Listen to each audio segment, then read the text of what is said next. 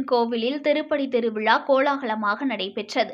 365 படிகளுக்கும் பஜனை குழு மற்றும் பக்தர்கள் மஞ்சள், குங்குமம் வைத்து கற்பூரம் ஏற்றி வழிபாடு செய்தனர்.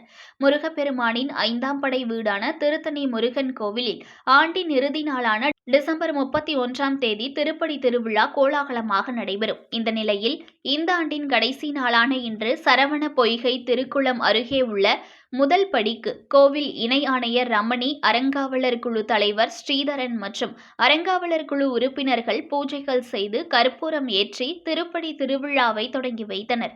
பின்னர் கோவில் அலுவலர்கள் 365 படிகளுக்கும் தேங்காய் உடைத்தும் கற்பூரம் ஏற்றி வைத்தனர். இதில் பஜனை குழுவினர் மற்றும் பக்தர்கள் திருப்படியில் மஞ்சள், குங்குமம் வைத்து கற்பூரம் ஏற்றி மலைக்கோவிலில் உள்ள முருகப்பெருமானை வழிபட்டு வருகின்றனர். அதனைத் தொடர்ந்து காலை 11 மணி அளவில் முருகப்பெருமான் மயில் வாகனத்தில் மாடவீதியை சுற்றி வந்து பக்தர்களுக்கு அருள் பாலிப்பார். இரவு தங்கத்தேர் நடைபெற உள்ளது குறிப்பிடத்தக்கது.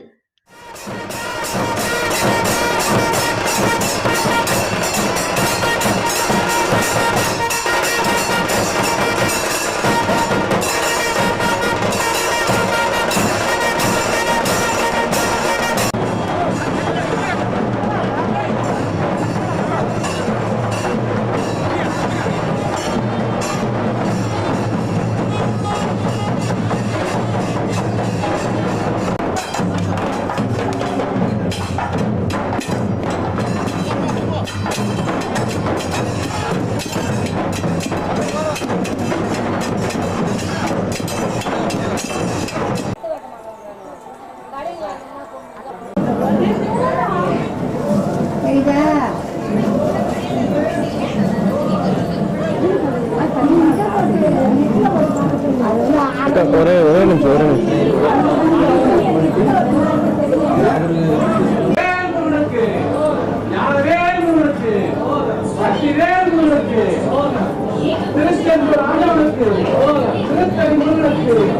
பழனி ஆண்டவனுக்கு, திருப்பரங்குன்ற முருகனுக்கு, சுவாமிமலை முருகனுக்கு,